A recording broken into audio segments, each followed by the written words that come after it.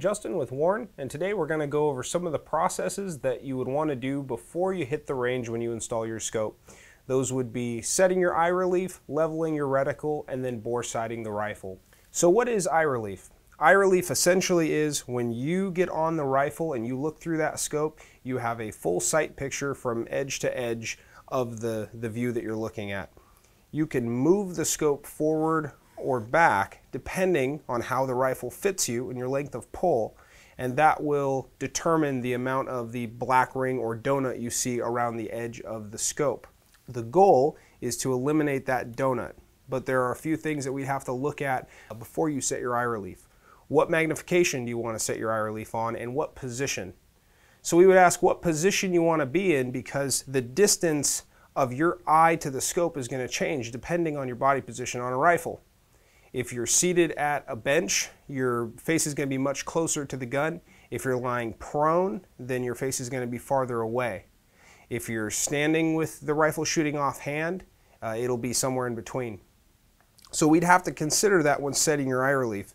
What is the purpose of the rifle? What are you mostly going to be doing with it? If you're sitting at a bench all the time shooting it, that may be the position you want to set your eye relief for. But generally speaking, we want to set our eye relief lying prone on the maximum magnification.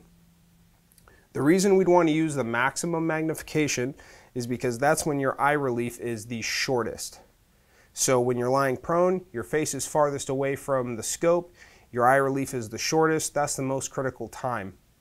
As you decrease the power on your scope, your eye relief is less sensitive, so it'll still look fine when you're lying prone, but it'll be easier to shoot when you're standing offhand or at a bench at a lower power. So how we would set our eye relief is we would get down in the prone position behind the rifle.